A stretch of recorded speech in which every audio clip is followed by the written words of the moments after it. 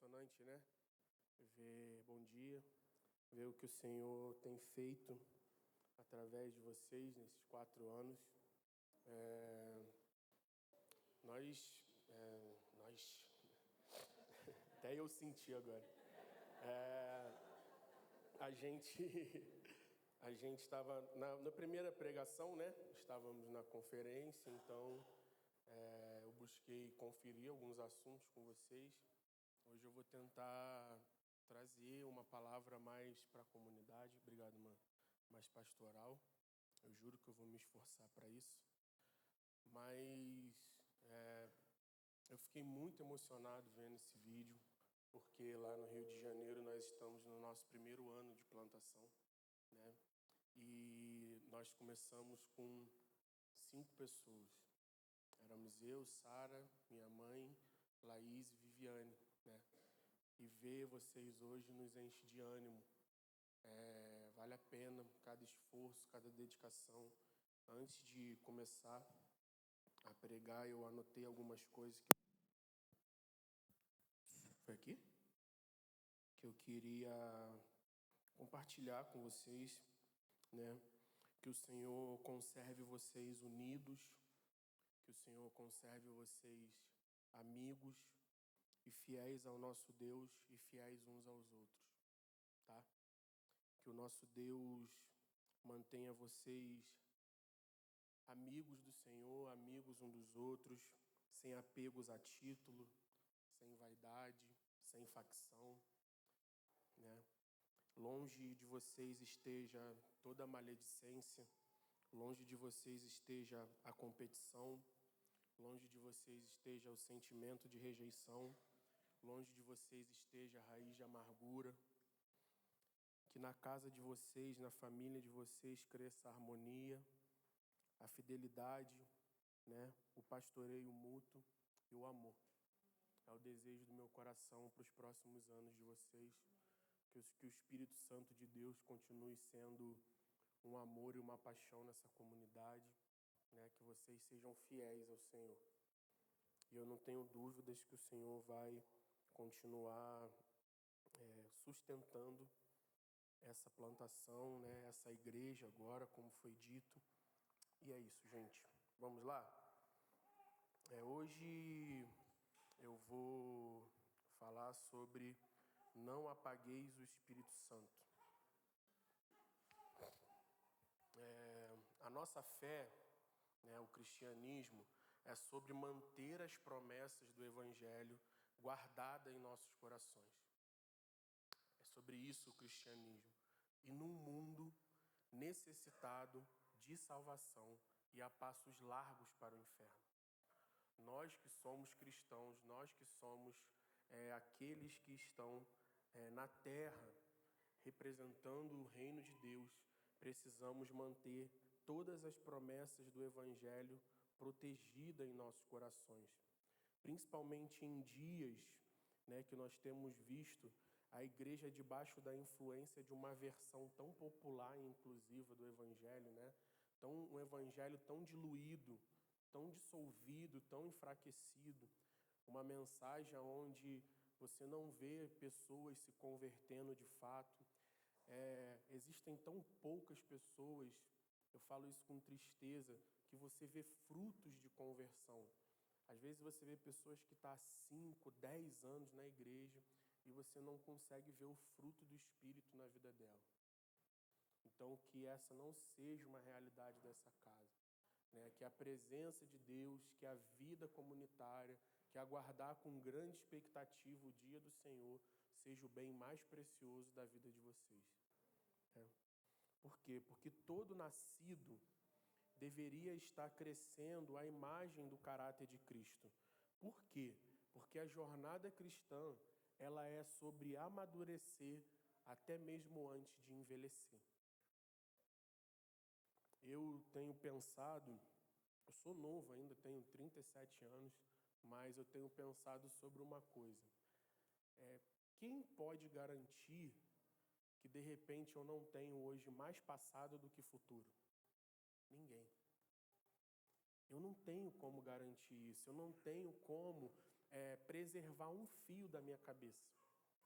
Quem garante que, de repente, ao sair daqui, mesmo sendo jovem, você passe por um acidente e vá a óbito? Ninguém. Então, a gente precisa entender, né, que atualmente a gente vê muitos prédios com aglomeração de pessoas, a gente vê muitos prédios onde as pessoas até ceiam, a gente vê muitos prédios onde pessoas são batizadas, mas com baixa consciência de pecado, baixo quebrantamento e uma conversão que às vezes é difícil.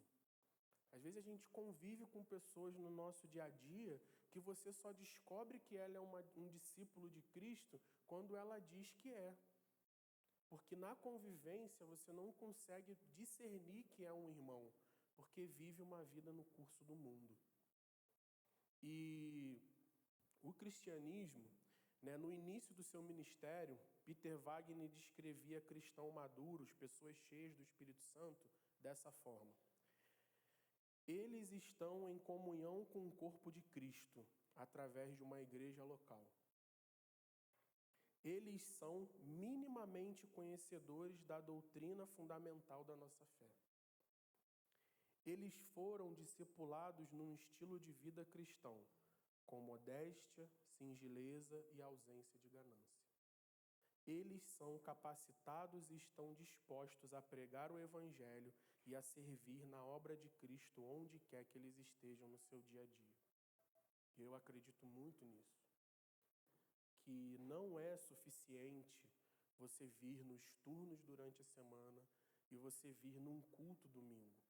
A semana tem 7 dias, o dia tem 24 horas, são 168 dias, 168 horas na nossa semana, 2 horas no domingo aqui na Imago Dei e talvez 2, 3 horas em outras 1 ou 2 atividades que você tenha, não são 10 horas no nosso dia. A verdade é que se nós não formos cuidadosos e zelosos com aquilo que o Senhor tem edificado na nossa vida, a gente passa mais tempo no curso do mundo do que com os olhos naquilo que vai determinar a nossa eternidade.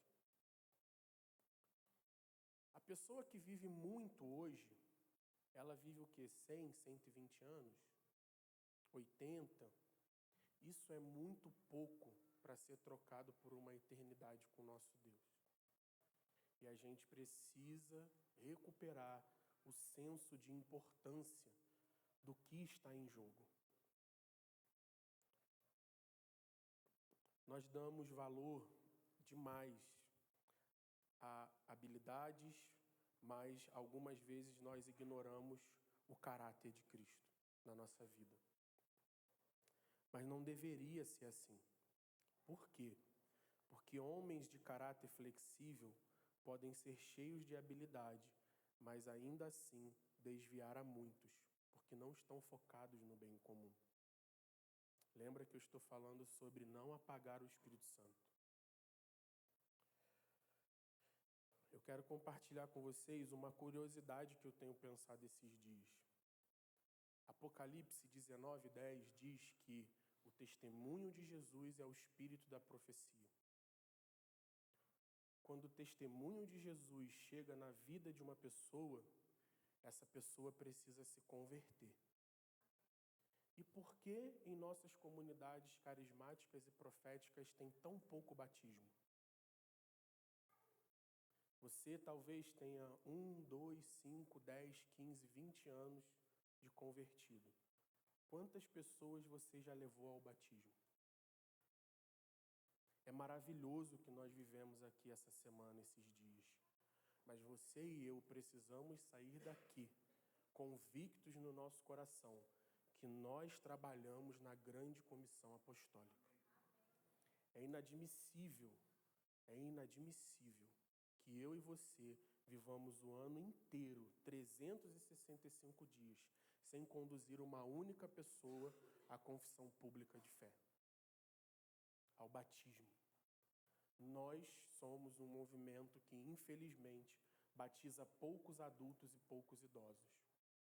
porque nós vivemos uma vida muito voltada à nossa experiência sensorial, à nossa dose de adrenalina, à nossa dose de dopamina. E a gente esquece que o empoderamento do Espírito Santo é para um envio. O empoderamento do Espírito Santo é para que eu e você, no nosso lugar de trabalho, possamos anunciar que breve vem o nosso Senhor. E que todo aquele que não está nele perecerá. Nós não podemos esquecer disso. Nós recebemos o Espírito Santo, nós vivemos os dons carismáticos, nós profetizamos para que pessoas se rendam ao Senhor. E aí, por que as pessoas não saem do nosso culto com os corações agoniados e perguntando, como perguntaram em Atos 2:37, o que devemos fazer? Quando a igreja se reunia e um incrédulo, um ímpio, estava no meio da igreja, eles ficavam com o coração agoniado. Se você ler Atos 2:37, diz que eles falavam assim para os apóstolos: o que eu tenho que fazer?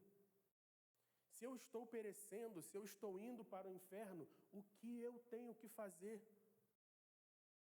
As pessoas que convivem comigo e com você precisam fazer essa pergunta. Precisa perguntar: o que eu faço para entrar no reino de Deus e ser livre da ira que será derramada, e ser livre do inferno e da morte eterna? O ponto decisivo na vida do ser humano é a conversão. Os elementos mais fundamentais na formação do caráter de uma pessoa é a conversão. Você pode conviver com uma pessoa que tem muita aparência de sabedoria, mas se ela não for convertida, não é sabedoria. Você pode conviver com pessoas que são extremamente habilidosas no que elas fazem. E a gente pode aprender com essas pessoas, mas se ela não é convertida, se dentro dela não habita o Espírito Santo, não é sabedoria. Porque a sabedoria pertence ao nosso Deus. John Wesley disse o seguinte: eu senti que somente Cristo poderia me salvar. E o Espírito me deu uma segurança tão grande no sangue do Cordeiro, que pensei, ele lançou fora todos os meus pecados. Ele me salvou da morte eterna. Nesse momento eu descobri que estava convertido. John Wesley descobre que tinha convertido porque ele diz assim: eu passei a confiar tanto na mensagem da cruz, eu passei a confiar tanto no sangue de Cristo, que eu descobri, eu converti. As pessoas que convivem comigo e com você precisam do nada ter esse estalo. Cara, eu me converti. Porque eu estou confiando nesse sangue. Porque eu estou confiando que esse é o único mediador que pode me salvar. Porque eu estou confiando na obra salvífica da cruz do Calvário. Eu preciso. O que eu tenho que fazer? E aí a gente introduz essa pessoa numa jornada da fé a ser batizada.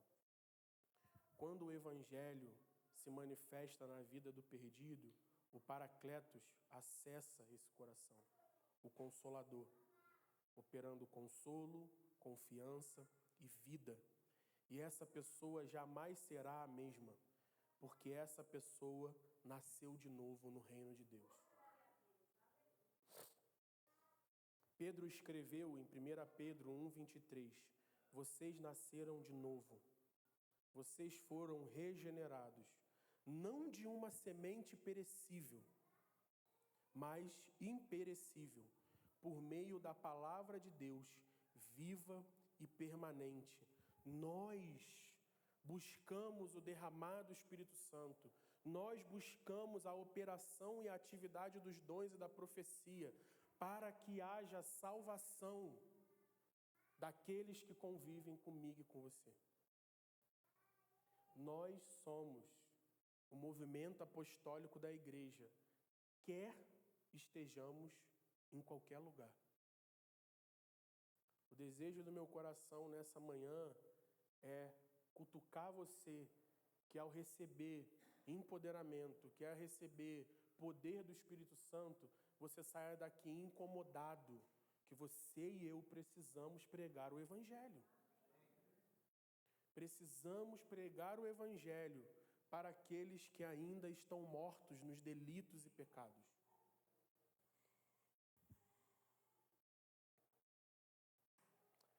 Ao se converter, uma pessoa se torna um bebê espiritual. Mas o Espírito Santo está convencendo e convertendo, até que eu e você chegamos à estatura de Cristo. Quando começamos a jornada de conversão genuína, éramos um bebê. E o Espírito Santo vai trabalhando de glória em glória, para que nós possamos amadurecer. Quanto mais tempo investimos com o Senhor, mais nos tornaremos parecido com Ele. Pessoas tomadas de íntima compaixão ao ver um perdido indo para o inferno. Então, como eu me pareço mais com Jesus? Adorando a Ele. Porque a maior honra que eu e você temos no reino de Deus é adorar a Deus. Por meio da adoração, nós assumimos um lugar de filhos e súditos desse Pai e Rei. Na adoração, aprendemos da sua santidade. Na adoração, Ele se revela. Na vida da igreja, na vida comunitária, Ele vai nos convencendo do pecado. Ele vai mostrando o nosso senso de finitude. Você e eu descobrimos que nós somos frágeis e Ele não. Você e eu descobrimos que Ele comunica alguns atributos, mas outros são exclusivamente dele. E isso vai nos posicionando em um lugar de adorador, e não de alguém que busca adoração e visibilidade. Nesse momento, nós olhamos para Ele e somos iluminados. E Ele vai formando o caráter de Cristo dentro de nós. É impossível que uma pessoa experimente do fruto do Espírito Santo sozinha. Porque a operação do fruto de Gálatas do Espírito Santo acontece na igreja. Ninguém tem condições de ter o fruto do Espírito Santo sozinho. Somente na igreja. Um tem um. E aquilo me completa. Por quê? Porque nós somos o corpo. Nós somos o edifício. O Espírito Santo não habita em uma pessoa sozinha. Ele habita na igreja.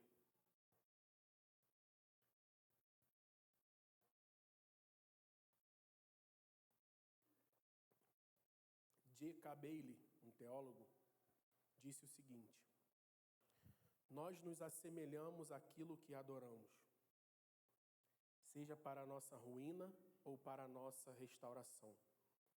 Você se torna aquilo que você adora. Eu me torno aquilo que eu adoro. Eu me pareço com aquilo que eu adoro. A W. Tozer disse o seguinte: nós nos tornamos aquilo que amamos e todo mundo adora aquilo que ama.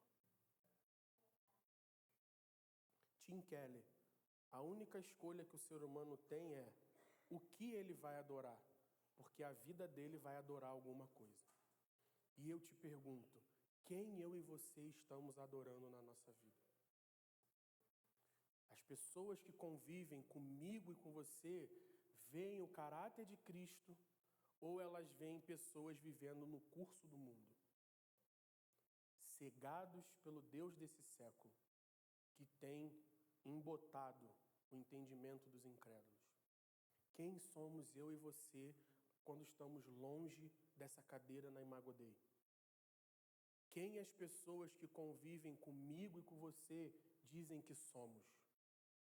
O seu amigo de trabalho que passa 9 horas com você, se nós perguntarmos a ele, quem é fulano? O que ele vai dizer? Em Atos dos Apóstolos, diz que os apóstolos estavam andando e as pessoas olharam para eles e falavam: vocês andaram com Jesus, porque vocês se parecem com Ele, se vestem como Ele, comem como Ele. O que dizem do André? Quem garante que eu não sou um mentiroso? Quem garante que eu não sou uma farsa? Só me preparei bem aqui para falar para vocês. Será que temos capacidade de discernir uns aos outros no Espírito? Será que temos capacidade de olhar uns para os outros e perceber: esse é meu irmão em Cristo, esse aqui, infelizmente, precisa se converter ainda?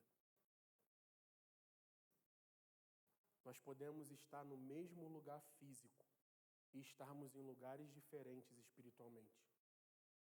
Nós podemos estar no mesmo endereço e alguns estarem na região celestial, assentados, vivendo as promessas do Senhor, e outros não. Porque isso não tem a ver com assiduidade a culto. Isso tem a ver com novo nascimento. Isso tem a ver com conversão. Isso tem a ver com a dedicação e o empreendimento que eu dou à minha vida por algo que me comprou antes da fundação do mundo, o nosso Senhor Jesus. Um dos versículos preferidos da minha esposa, que acabou se tornando meu também, é: eu vendi tudo que tinha para comprar um terreno, um campo. Não existe lugar para outros amores no nosso coração.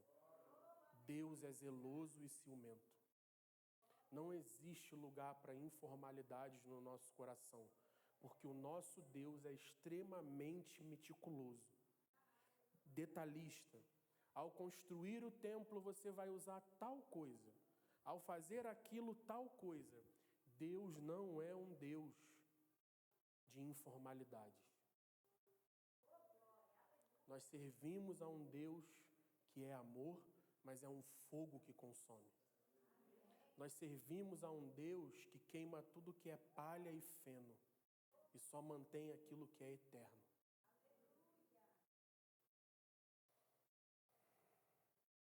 Então, como não apagar o Espírito Santo? Deixa eu ver quanto tempo eu já investi aqui. Tá, 19 minutos. Como não apagar o Espírito Santo, irmãos? Primeiramente, reconhecendo que o Espírito Santo, como o Ramon falou, não é um recurso ou substância que produz meras experiências sensoriais, arrepio e depois eu vou para casa e isso não me transforma. Nós não podemos cair no mesmo pecado de Simão, o feiticeiro, de Atos 8, que buscou o Espírito Santo para uma conquista pessoal e realização própria. E ouviu dos apóstolos: que o teu dinheiro siga contigo para a tua perdição. O Espírito Santo é um dom gratuito de Deus. O teu coração não é reto diante do Senhor. Arrependa-te, portanto, dessa tua malignidade e ora ao Senhor. É possível que te seja perdoado a intenção do teu coração. Pois vejo que estás cheio de amargura e atado pelos laços do pecado e do diabo. Que Deus nos livre disso, meu irmão. Que Deus nos livre de buscar o Espírito Santo para benefício próprio, por afirmação pessoal. Nossa dignidade e afirmação está no sangue de Cristo. A nossa garantia de que não seremos rejeitados é porque Ele pagou o preço. O Espírito Santo é o penhor, mas Ele se torna o penhor porque alguém pagou a nossa dívida. Eu não tenho que operar no dom para me afirmar. Eu opero nos dons, eu sirvo o corpo de Cristo porque eu já nasci de novo. Porque eu já estou posicionado na igreja. Porque eu faço parte do rebanho do Supremo Pastor. Não apagar o Espírito Santo tem a ver com cultivar um relacionamento com uma pessoa que compõe a Santíssima Trindade. Deus é 3 pessoas. Cada pessoa é plenamente Deus na Trindade. mas só existe um Deus.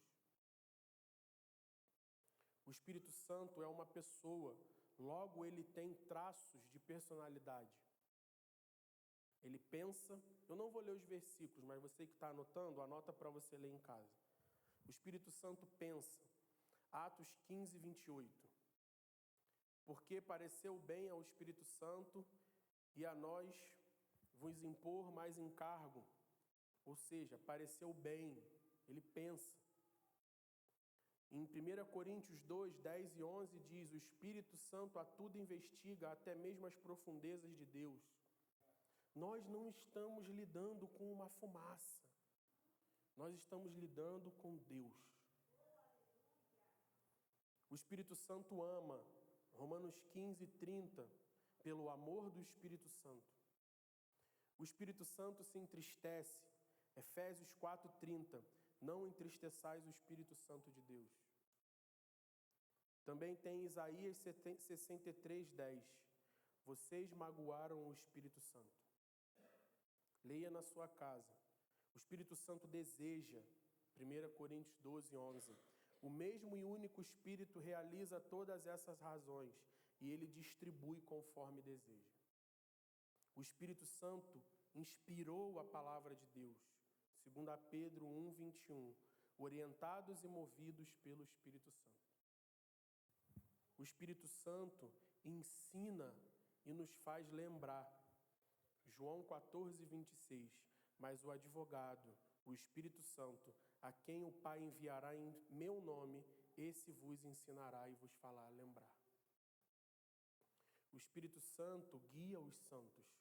Romanos 8, 4. Que não andamos segundo a natureza carnal, mas segundo o Espírito Santo de Deus. O Espírito Santo fala. Atos 8, 29. Disse o Espírito Santo. O Espírito Santo, no Atos 13, 2, diz assim, o Espírito Santo ordenou. Entende que existem fragmentos desse relacionamento?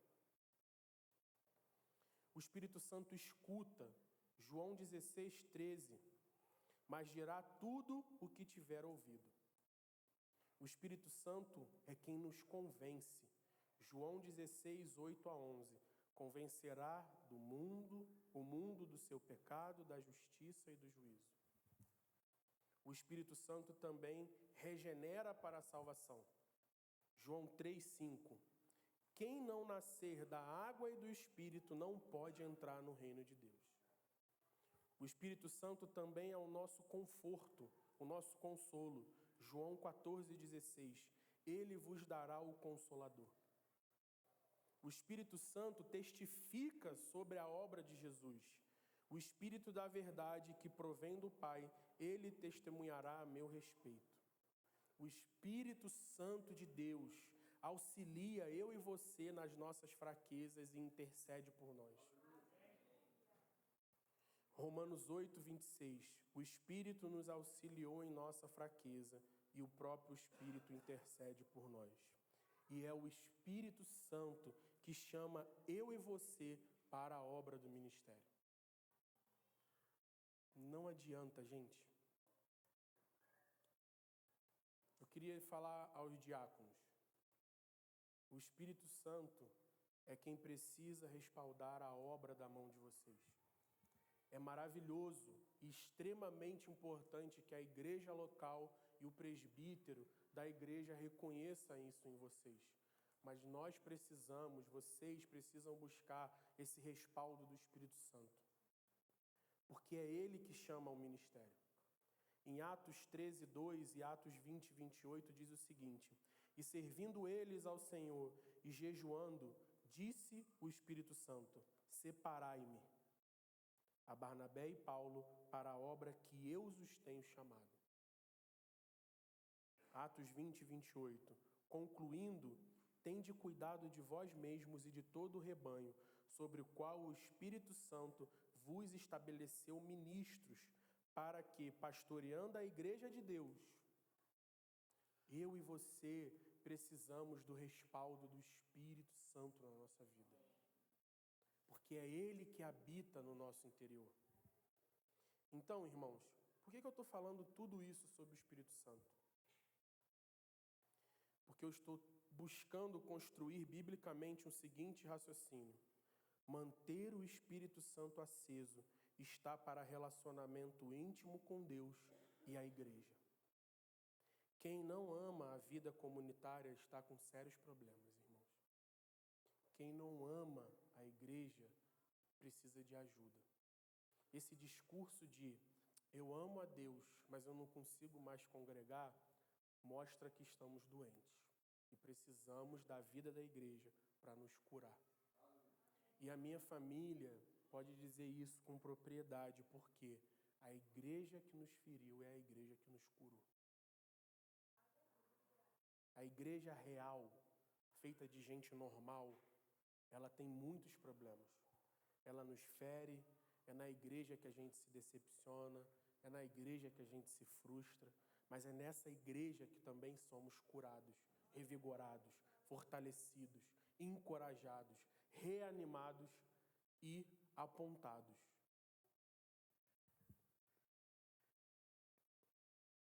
Paulo, em Efésios 2, diz que a igreja é o edifício, o templo e a habitação do Espírito.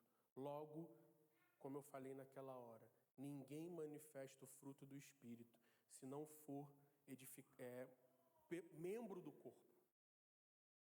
Essa história de que fulano é extremamente operoso nos dons, mas não congrega, eu tenho dificuldade de acreditar nisso. Porque a operação dos dons está na igreja, está na vida de igreja, está na vida de igreja real. Se queremos ser cheios do Espírito Santo, que é o penhor da nossa herança, inevitavelmente precisamos congregar. Porque a igreja nos protege. A igreja nos protege do curso do mundo. É na igreja, aquele dia que você não está a fim de vir no culto, que não é conferência, é mais um domingo, é mais uma reunião de oração, é mais uma coisa normal, sabe?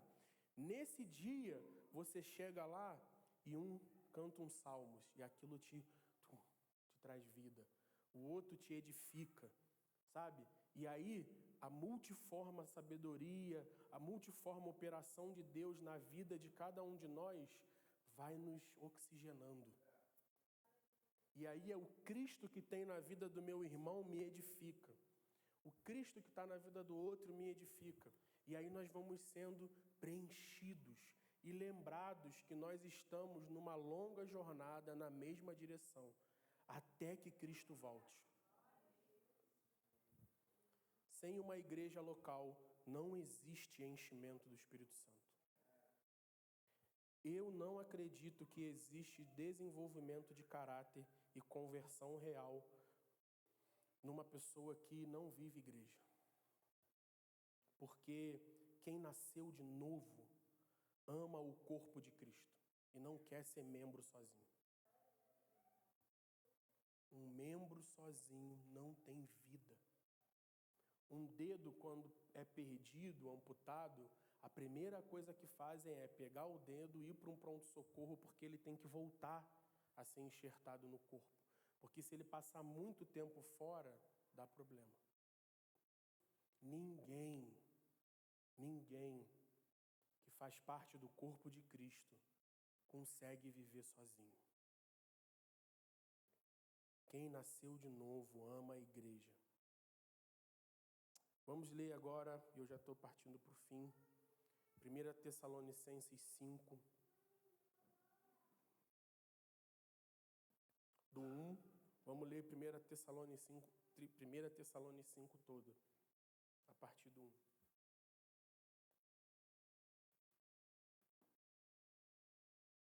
O desejo do meu coração é que eu e você possamos sair desse momento de toda essa conferência, mas de hoje, dessa ministração, amando os dons, amando a profecia. Mas precisamos perder esse estigma de que pessoas proféticas e que fluem dons vivem em cima da montanha e não conseguem viver no meio do rebanho do Senhor. Sabe? Essa coisa de que, não, eu sou profético, eu sou uma pessoa que está sempre olhando, discernindo tudo. Irmão, sai dessa. Sai dessa. Porque por causa disso que eu perdi muitos amigos que hoje estão desviados. Porque não foram fortalecidos e edificados pelo resto do corpo. Você que flui em dom e é profético, nós precisamos mais da igreja do que a igreja de nós. A igreja sem o André existe, mas eu sem a igreja não tenho vida. A igreja não depende de mim para existir, mas eu preciso dela. A igreja pode continuar e permanecer triunfante e operosa sem a pessoa, mas a pessoa fora da igreja, ela morre. 1 Tessalonicenses 5. Eu não lembro a versão que eu usei, gente, mas vamos lá.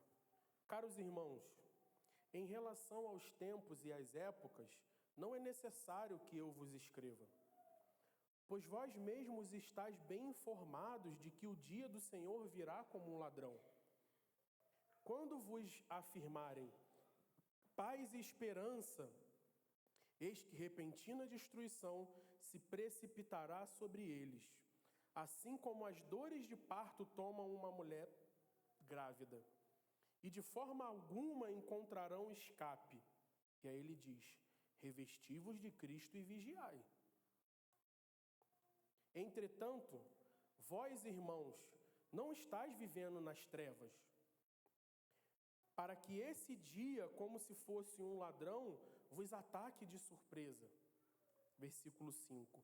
Porquanto vós todos são filhos da luz e filhos do dia, nós não somos da noite, muito menos das trevas. Vou parar aqui.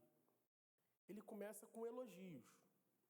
Paulo vai dizendo o seguinte, vocês são uma comunidade profética, vocês são uma comunidade escatológica, vocês não, cara, eu não tenho necessidade de falar para vocês sobre tempos e épocas. Ele começa dando é isso aí, tá tudo bem, vamos lá. Vamos continuar. 6-10 agora. Assim, pois, não durmamos como os demais, mas estejam alertas, meus irmãos, e sejam sóbrios. Já vai mudando. Pois os que dormem, adormecem de noite. E os que se embriagam, é de noite que se embebedam. Nós, no entanto, que somos do dia, sejamos sóbrios. Revestindo-vos da armadura da fé e do amor, tendo por capacete a esperança da salvação. Porque Deus não nos designou para a sua ira, mas para sermos contemplados, beneficiados pela salvação, por intermédio de nosso Senhor e Salvador Jesus Cristo. Ele morreu por nós, para que, quer estejamos acordados, quer dormindo, vivamos unidos a Ele. E aí ele começa nessa hora a dar um alerta, né? Ele começa elogiando e agora o alerta é, irmãos, vivamos unidos a Cristo em fé, amor e esperança da nossa salvação. Não se ensoberbeça ou vislumbre com os elogios, não se soberbeça ou vislumbre porque existe profecia, porque vocês são muito bons em escatologia, porque existe a operação dos dons no meio de vós, mas sejam sóbrios. Porque a sua salvação é por meio de Cristo. No Rio de Janeiro nós diríamos assim, ainda, hein? Tá ligado? Ainda pra gente é tipo assim, a pessoa fala uma coisa, ainda. Tipo, entendi, tá tudo bem. É ouviu, entendeu?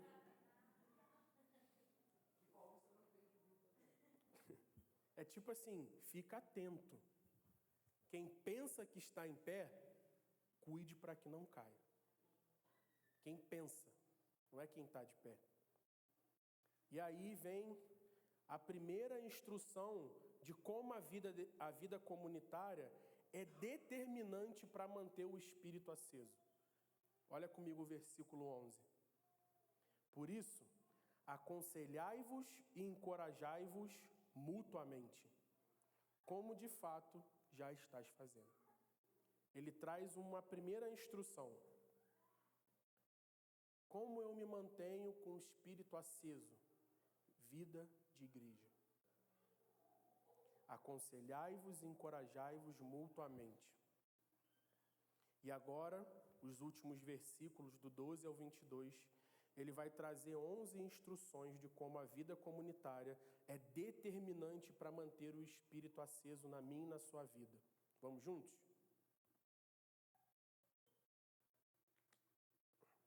Parou para pensar? Vou fazer um parênteses. Geralmente é nesses parentes com o TDAH me dá uma rasteira. Mas eu vou voltar. Já parou para pensar que em momento nenhum ele está falando sobre profético? Ele só está falando de coisas de vida de igreja. Ele não está falando nada sobre flutuar, sobre...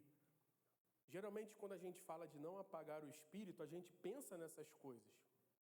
Mas ele vai falando de vida de igreja. Vamos juntos. Versículo 12 de 1 Tessalonicenses 5, a primeira instrução.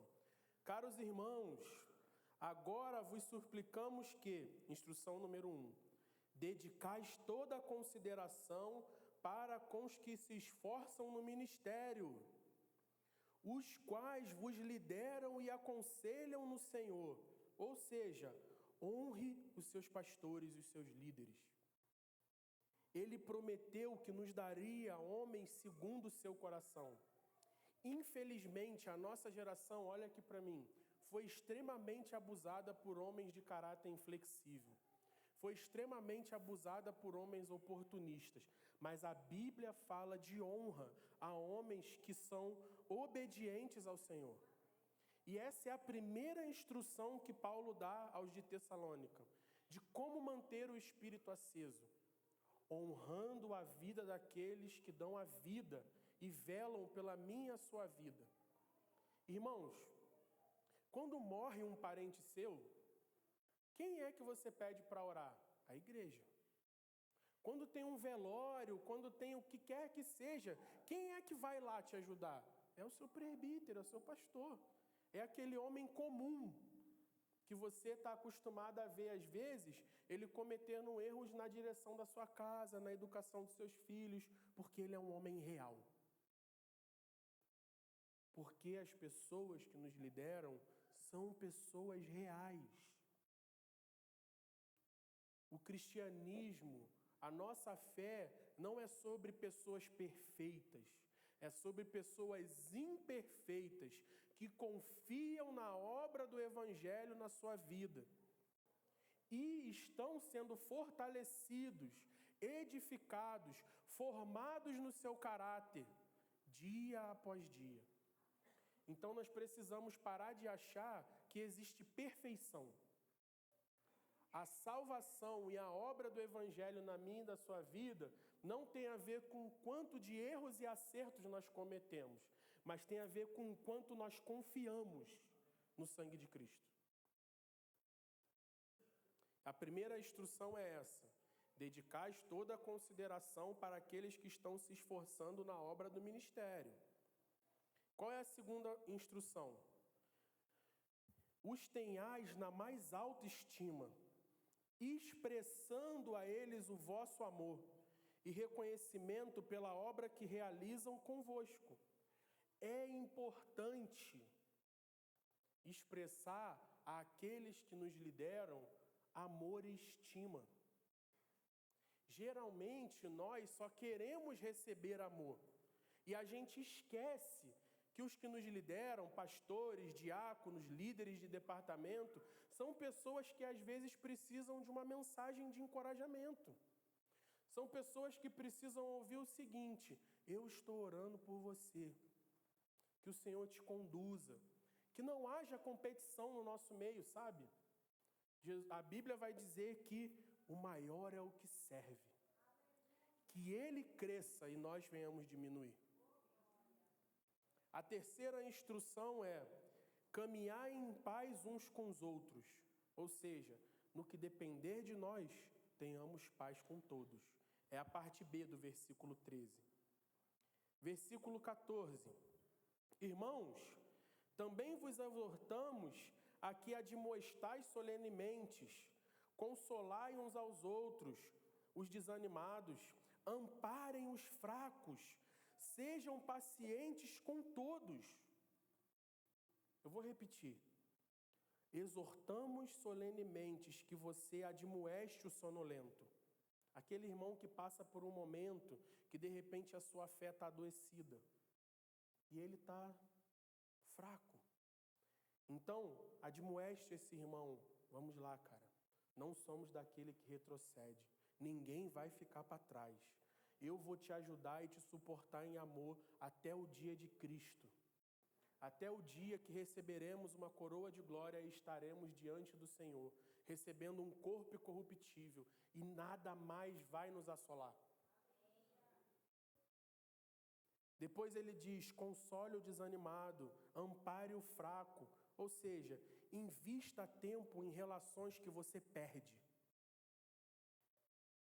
Invista tempo com pessoas que você precisa dar, mais do que receber. Porque geralmente a gente só quer se relacionar com pessoas que nos beneficiam.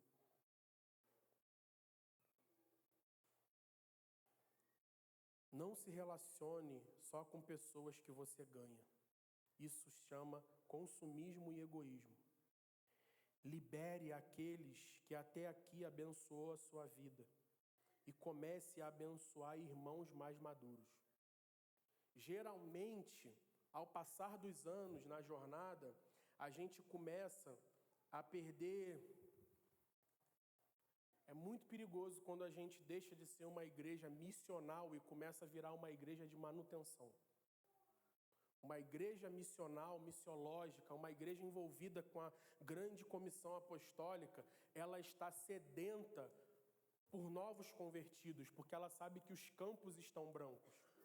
Se a igreja passa muito tempo sem novos nascidos no hall de membro, você começa a ter problema, porque você tem que administrar crente velho que não se desenvolveu, e isso é muito chato.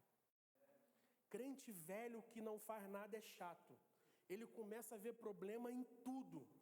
Ele começa a sempre estar com os olhos maus. Ele começa a sempre ver aquilo que não está funcionando. Nossa, o espaço é legal, mas está com uma goteira ali. Nossa, o espaço é legal, mas não ficou legal esse acabamento, eu faria melhor. E aí você começa a ter que investir tempo para manter aquele irmão, ao invés de buscar outros que ainda não foram salvos. Então, irmãos, sabe como a gente vence essa murmuração, essa insatisfação? Começando a investir tempo com pessoas que vão precisar de nós e saindo desse lugar de consumidores. Versículo 15.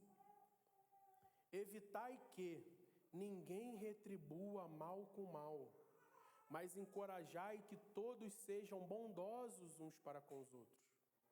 É a quinta instrução. Sexta, conservai permanentemente a vossa alegria.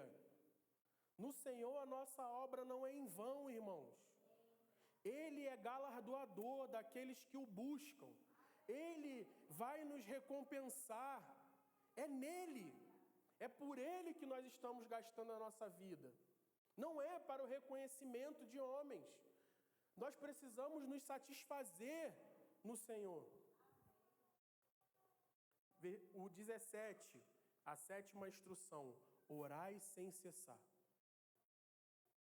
O 18, dai graças em toda e qualquer circunstância, porquanto essa é a vontade de Deus em Cristo Jesus para vocês. Depois de falar todas essas 8 instruções, aí que ele vai dizer, não apagueis o Espírito Santo. Não apagar o Espírito Santo está relacionado a todas essas coisas que nós estamos falando. Honrar aqueles que cuidam de nós e velam pela nossa vida, cuidar de pessoas que vai nos dar trabalho, depositar na vida de pessoas que vão mais puxar de nós do que dar. Sabe, tudo isso que a gente está falando. Versículo 20. Não trateis com desdém as profecias, mas examinai todas as evidências, retendo o que é bom. Retendo o que é bom. E o 21. Afastai-vos de toda forma de mal. A vida comunitária, irmãos, mantém o espírito aceso. Nos mantém atentos às profecias. Nos traz sobriedade para julgar o reto e o bom. Nos afasta do mal. E aí ele conclui, nos últimos versículos, uma oração pela vida integral da igreja, um pedido de oração e a bênção apostólica. Olha o 23 até o 28. Que o próprio Deus de paz vos santifique integralmente. Que todo o vosso espírito, alma e corpo sejam mantidos irrepreensíveis na vinda de nosso Senhor e Salvador Jesus Cristo. Aquele que vos chama é fiel. Aquele que vos chama é fiel. E ele também o fará. Irmãos, orai por nós. Saudai todos os irmãos com ósculo santo. Beijo no rosto. Encarrego-vos pelo Senhor que esta carta seja lida para todos os irmãos, toda a comunidade. A graça de nosso Senhor e Salvador Jesus Cristo esteja convosco. Deus escolheu repousar o seu Espírito na igreja. Deus não precisa da ajuda humana para fazer uma nova morada para Ele. Ele está satisfeito com a igreja. Ele está realizado com a igreja. Dizer que nós queremos preparar um lugar para Deus habitar é plantar igreja. É viver vida de igreja. É se desprender para viver a operosidade da igreja. E eu estou encerrando. Só conseguiremos manter o Espírito Santo aceso, irmãos, se cultivarmos honra àqueles que nos lideram e que vivem dignamente ao sagrado ministério. Não é qualquer um. É os que vivem de forma digna, amando, cuidando e sendo vulneráveis aos irmãos, prestando conta da nossa vida, confessando os nossos pecados. Nós não confessamos mais pecados, nós fazemos terapia. E eu não sou contra a terapia, eu faço terapia, mas existem coisas que precisam ser confessadas, não é faladas com o terapeuta. O terapeuta tem o seu trabalho, o psicólogo tem o seu trabalho, mas existem situações que a Bíblia vai dizer, chamem os presbíteros. E a oração do justo pode muito em seus efeitos. Nós estamos abrindo mão de coisas espirituais e tentando trabalhar com outras formas. Terapia é maravilhoso, faça. Mas que tudo seja feito para a glória de Deus e que a terapia não seja um lugar onde você esconde os seus pecados. Pecados que devam ser confessados. A não ser que o seu terapeuta seja um irmão em Cristo. Porque existem coisas que precisam de oração, irmão. Existem situações na nossa vida, como Jesus falou, essa caixa de demônios só sai com jejum e oração. E a gente precisa voltar a valorizar atributos de espiritualidade na nossa fé, porque a gente está se tornando uma igreja humanista demais. Nós precisamos ser zelosos. O que é Bíblia é Bíblia. O que é barro, o que é tijolo é tijolo. Entendeu?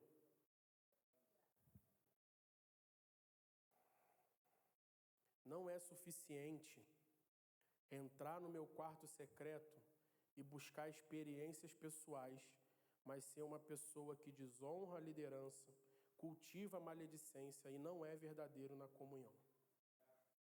Não é suficiente, gente. Você pode estar indo a passos largos para o inferno e achando que está tudo bem. E chega o Senhor chegarmos diante dele, Senhor, eu profetizei na conferência da Imago Dei, Senhor, eu curei. E ele diz, para trás de mim, porque eu não te conheço. Eu morro de medo disso, gente. Você já deve ter ouvido eu falar isso. Eu morro de medo disso, achar que eu estou vivendo para a glória de Deus e ele nem me conhecer, me conhece. Que o Senhor restaure o temor e o zelo na sua igreja nesses dias. Nós queremos avivamento, mas a obra do Espírito Santo não está desassociada à igreja local e à família. Porque quando Paulo fala em Efésios 5, um texto que o Ramon falou ontem, Efésios 5:18, sobre não se embriagar com o vinho da devassidão, mas se encher do Espírito Santo, no 19 ao 30 ele fala sobre igreja e casamento. Não se embriague com o vinho da devassidão, encha-se do Espírito, falando entre vós entre hinos, salmos, cânticos espirituais, cantando e louvando ao Senhor. Anota aí, Efésios 5, do 18 ao 30. Eu vou ler rápido. E sempre dando graças por tudo, o Pai em nosso Senhor Jesus Cristo. Aí ele começa, sujeitando uns aos outros em temor.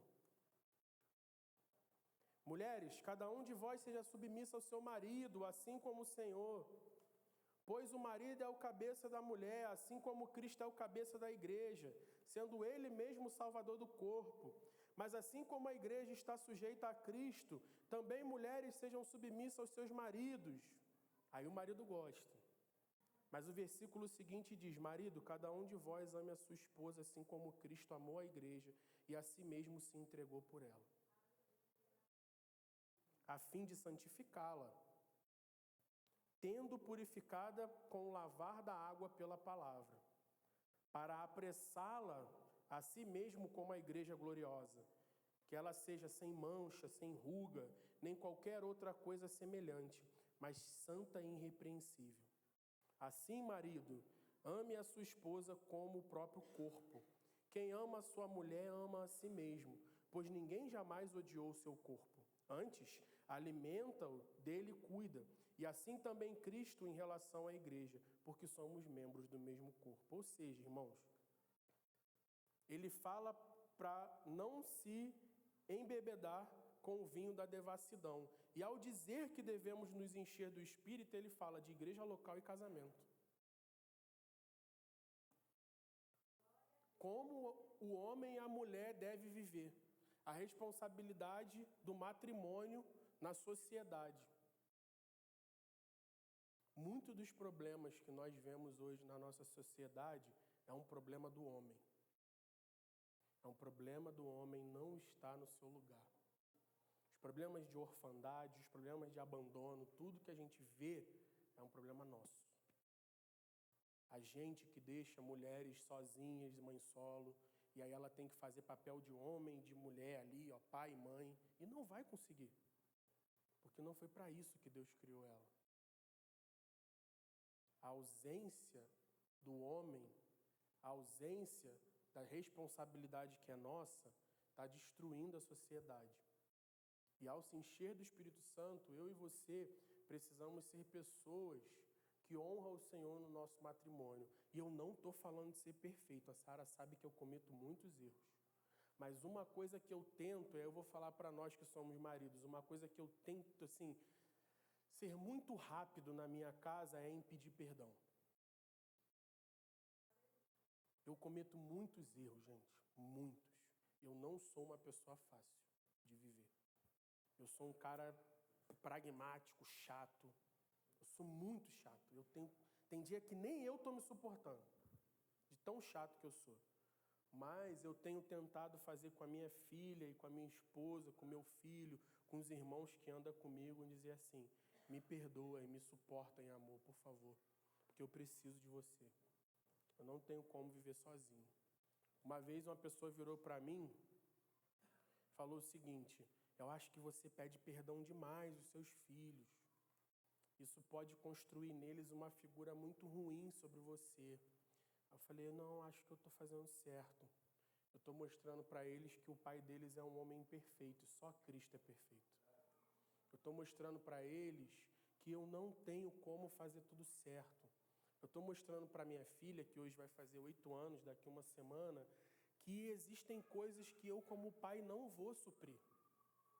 Existem situações que às vezes tem uma briga em casa, né? Eu e Sara, aí a Sara sai chateada para um lado, eu saio para o outro, coisa de casal. E a Joana, minha filha de 8 anos, chega e fala assim: pô, pai, tu deu mó mole, hein?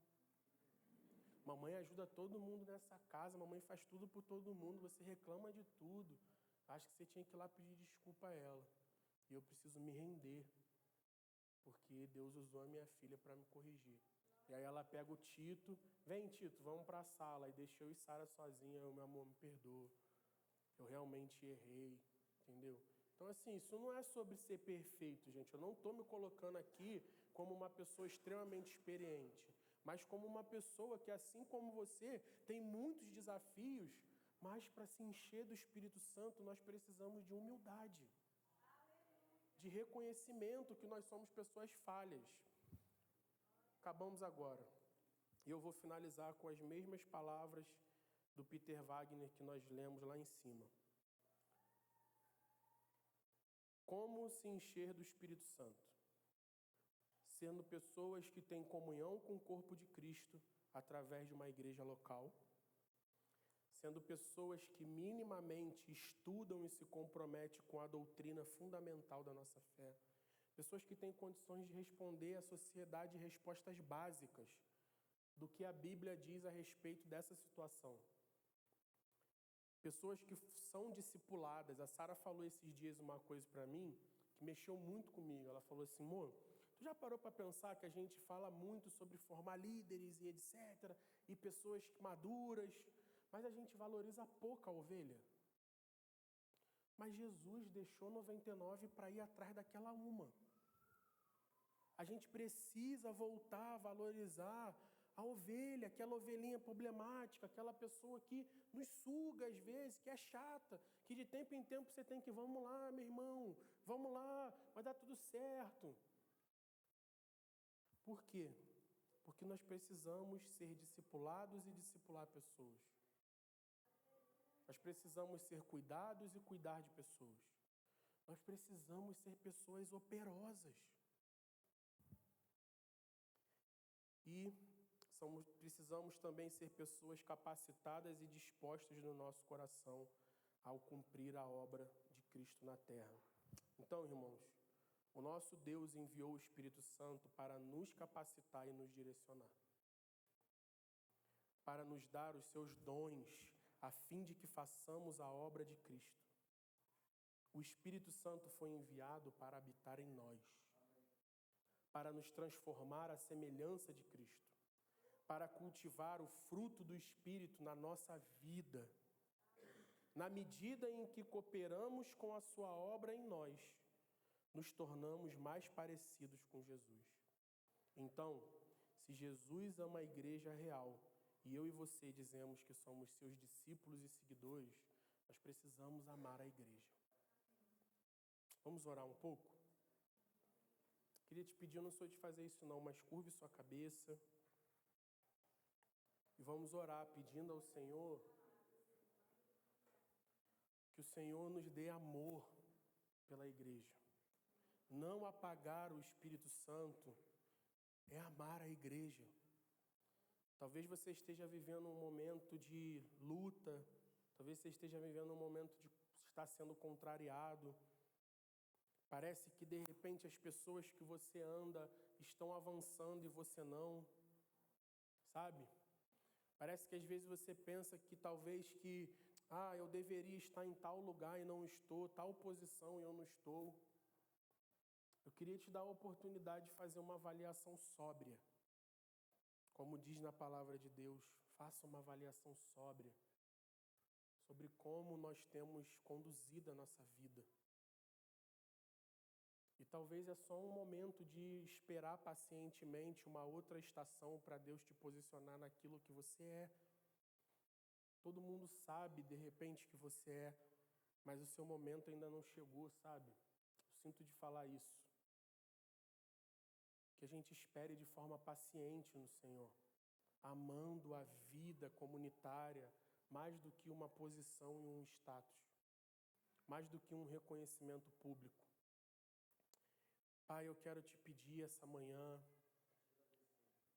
que de forma tranquila, na serenidade dessa sala, sem gritos, o Senhor opere a obra do convencimento na nossa vida, Senhor.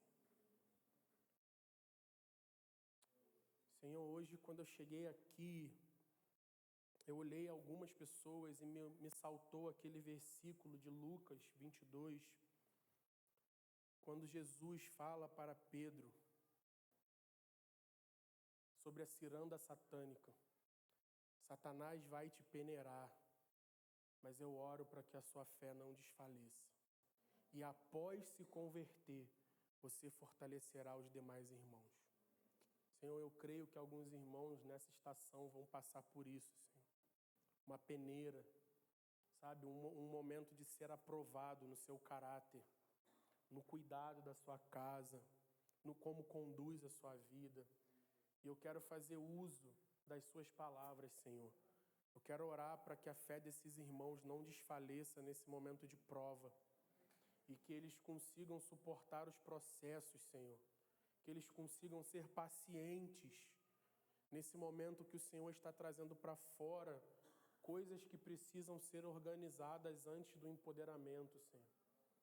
Eu oro para que esses irmãos, eles consigam encontrar satisfação na vida ordinária, no trocar da fralda, no honrar a sua esposa, no ir para o trabalho, em fazer coisas comuns nesse tempo.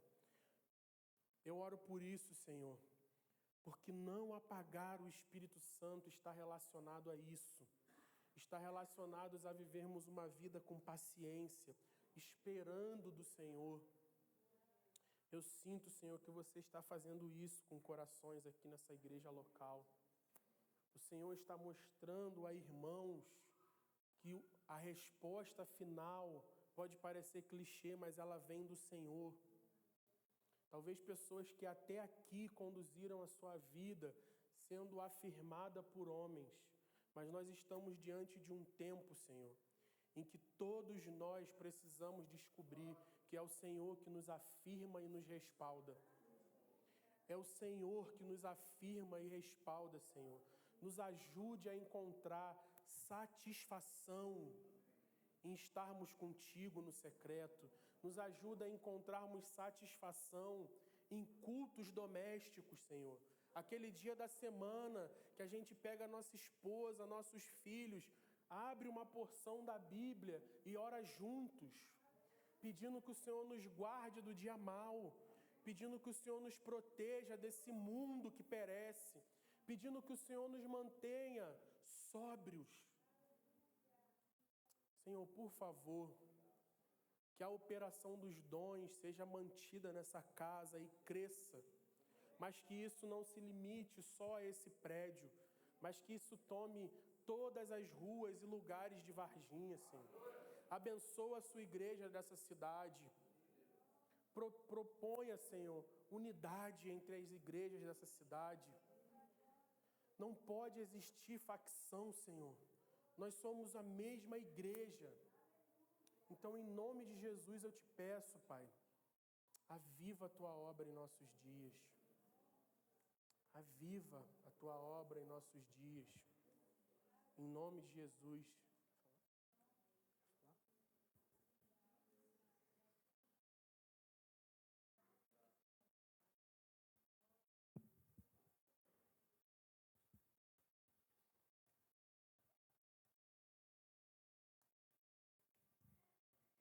Irmãos, meu celular vai desligar. Eu abri aqui um versículo, mas vai desligar em 20 segundos.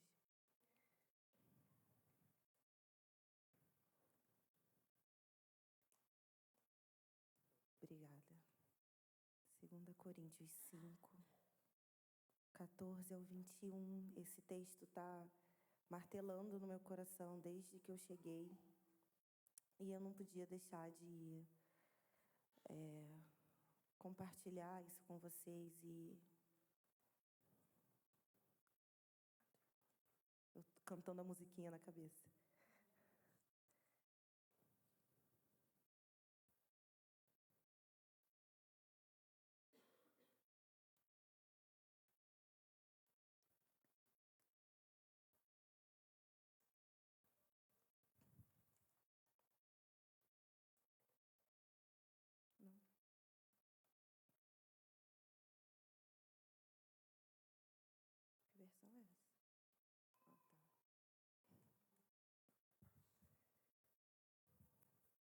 2 Coríntios 5, versículo 14 ao 21, diz assim: pois o que nos motiva é o amor de Cristo.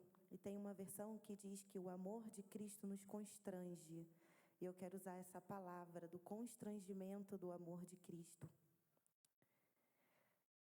Porque concluímos que se um morreu por todos, logo todos morreram. E ele morreu por todos, para que os que vivem não vivam mais para si mesmos, mas para aquele que por eles morreu e ressuscitou. Assim, daqui por diante, não reconhecemos ninguém segundo os padrões humanos. E ainda que tenhamos conhecido Cristo segundo os padrões humanos, agora não o conhecemos mais desse modo. Portanto, se alguém está em Cristo, é nova criação. As coisas velhas já passaram e surgiram coisas novas. Mas todas essas coisas procedem de Deus, que nos reconciliou consigo mesmo por meio de Cristo e nos confiou o ministério da reconciliação. Pois Deus estava em Cristo reconciliando consigo mesmo o mundo, não levando em conta as transgressões dos homens, e nos encarregou da mensagem da reconciliação. Portanto, somos embaixadores de Cristo, como se Deus vos exortasse por nosso intermédio. Assim, suplicamo-vos por Cristo que vos reconcilieis com Deus. Daquele que não tinha pecado, Deus fez um sacrifício pelo pecado em nosso favor, para que nele fôssemos feitos justiça de Deus. E esse texto, ele está martelando assim dentro de mim. E eu orei durante esses dias e oro nesse momento para que esse amor constrangedor de Cristo esteja preenchendo o coração dessa igreja. Que possamos, como igreja, nos olhar não segundo padrões humanos, mas que possamos olhar uns aos outros, vendo que as coisas velhas já passaram e que tudo se fez de novo. E sabendo que Deus fez um sacrifício, que Ele fez um sacrifício por nós. Ele nos amou quando ainda éramos pecadores. Então, não é o nosso papel, não é a nossa função na igreja dizer quem é ovelha, quem é bode, quem é joio, quem é trigo. Esse é um papel que vai ser feito pelo próprio Deus. E que a gente possa, então, se olhar, não segundo os padrões humanos, mas que com esse amor constrangedor de Cristo, que morreu por nós, logo todos morreram. E nós não devemos mais viver, como aqui diz no versículo 15, para que os que vivem não vivam mais para si mesmos, mas para aquele que por eles morreu e ressuscitou. Então eu queria deixar essa palavra, encorajar vocês a buscar uma postura de constrangimento ao olharmos uns aos outros.